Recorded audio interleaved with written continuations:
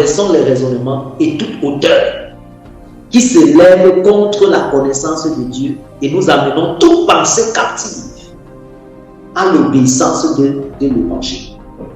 Le problème parfois c'est vos propres pensées. Et vos propres pensées deviennent des hauteurs. Des hauteurs. Des raisonnements et des hauteurs. Vos propres pensées. Tu as dit tous les jours de ta vie, tu es en train de dire que je suis pauvre. Tous les jours de ta vie, tu es en train de dire que le Cameroun est difficile. Ça ne peut pas marcher ici. Tous les jours de ta vie, tu es en train de dire qu'il n'y a pas de travail dehors. Et tu cherches le travail. Comment tu peux chercher le travail quand tu as déjà érigé une barrière, une hauteur, où tu as écrit sur cette hauteur-là, il n'y a pas de travail au Cameroun. Mais tu es en train de chercher quel travail alors. Tu as déjà toi-même déclaré que il n'y a plus des hommes sérieux. Tu cherches un homme sérieux, mais tu as déjà déclaré. Donc tu as déjà érigé un mur, une barrière. Et la barrière là s'appelle il n'y a pas d'homme sérieux. Et tu as qu'à chercher un homme sérieux. Beaucoup d'entre nous avons proclamé des choses, tellement de fois que ces choses se sont érigées en hauteur et en montagne sur nous. Ce n'est pas qu'un hôtel a été bâti par X ou Y personne. C'est un hôtel que toi-même tu as bâti contre toi. Et tu dois renverser ce mur. Tu dois renverser ce mur-là. Les raisonnements, les hauteurs, les forteresses. Il y a ce que j'appelle les forteresses. C'est-à-dire tu as nourri une pensée depuis que tu es tout petit. Tu as grandi avec. C'est devenu une forteresse. Aujourd'hui, un pasteur va venir. Est-ce qu'un pasteur va prier pour une forteresse pour enlever sa femme? Pour enlever la forteresse, il faut ce qu'on appelle le renouvellement de l'intelligence. Il faut être exposé de manière incroyable à la parole de Dieu. Il faut être transformé. La Bible nous dit quoi? 1 Pierre 2:2. Comme des enfants nouveau-nés, désirez le lait spirituel afin que vous croissiez pour votre salut. Donc il faut que tu sois exposé à la parole de façon à commencer à croître. On ne donne à Dieu que ce qu'on a. Vous comprenez maintenant? Voilà pourquoi on dit que les 24 vieillards ont pris la couronne qui était sur leur tête et ils ont déposé. C'est la raison pour laquelle, aussi longtemps que tu veux rendre la richesse à Dieu, tu iras au pied de l'autel pour donner de l'argent. C'est ça qui signifie adorer Dieu et dire à Dieu, à toi toute la richesse. Et c'est quand tu donnes toute la richesse à Dieu que tu évolues encore davantage.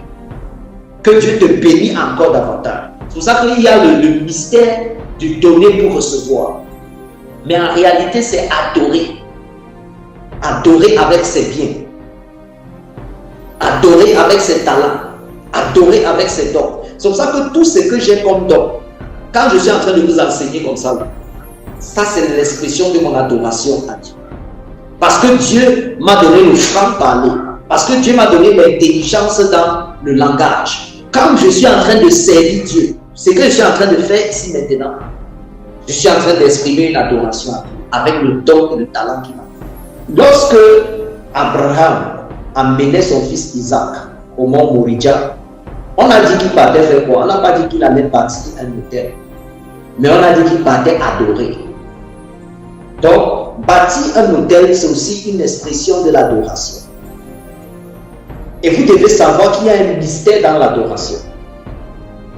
Lorsqu'on adore Dieu et qu'on dit par exemple à Dieu, à toi la gloire, ça veut dire qu'on est en train de remettre à Dieu la gloire. Maintenant, quelle est la gloire que tu as pour remettre à Dieu? Quand tu dis à Dieu la richesse, tu es en train de remettre à Dieu la richesse, mais quelle est la richesse que tu as pour remettre à Dieu? Quand tu dis à Dieu, à toi la louange, quelle est la louange que tu as pour remettre à Dieu? Donc il y a un mystère dans l'adoration.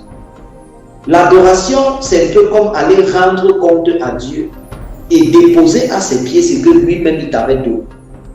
La Bible déclare que les 24 vieillards enlèvent leur couronne et déposent leur couronne devant Dieu en disant tu es digne.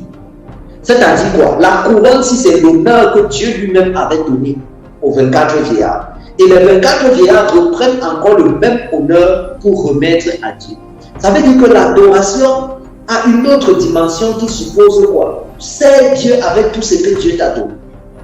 Donc si Dieu t'a donné des dons et des talents, c'est encore ces mêmes dons et ces mêmes talents-là que tu viens rendre gloire à Dieu avec ça. Et en ce moment, tu es en train d'adorer Dieu. Je ne sais pas si vous me comprenez.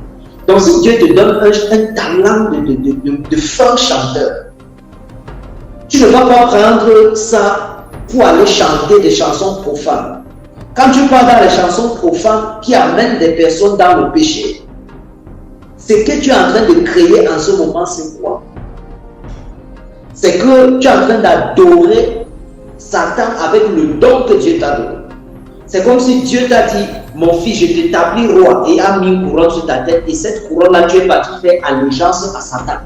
Comme si c'est Satan qui t'avait couronne et qui t'avait établi prophète, ou qui t'avait établi roi.